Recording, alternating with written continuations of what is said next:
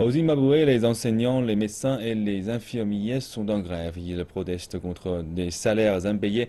La grève des fonctionnaires a commencé un jour après que la police a utilisé la force contre des chauffeurs de taxi manifestants dans la capitale Harare. Il s'agit de l'une des premières manifestations qui tournent à la violence dans le pays depuis 2005. Les inquiétudes grandissent quant à la violence de ces dernières manifestations. Vendredi dernier, le point de passage de Beitbridge à la frontière de l'Afrique du Sud a été fermé par des commerçants transfrontaliers. Lundi, certaines zones d'Harare sont devenues le théâtre d'affrontements des opérateurs de transport public et de la police. Au vu du calme, une importante présence policière a été maintenue au cas où la violence éclaterait de nouveau.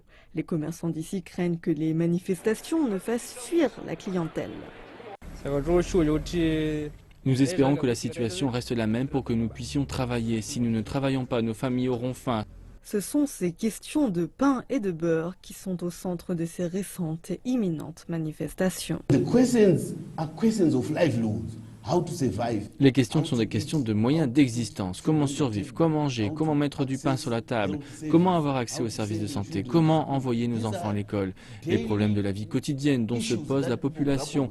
Pour survivre, le gouvernement doit s'occuper de ces questions de survie.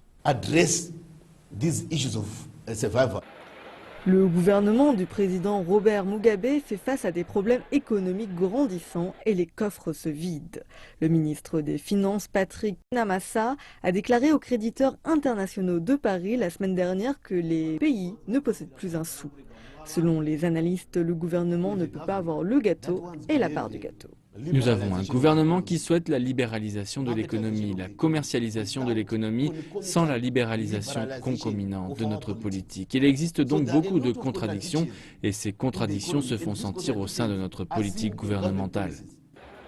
Mardi, les fonctionnaires ont commencé une grève de 3 jours sur la colère des salaires impayés.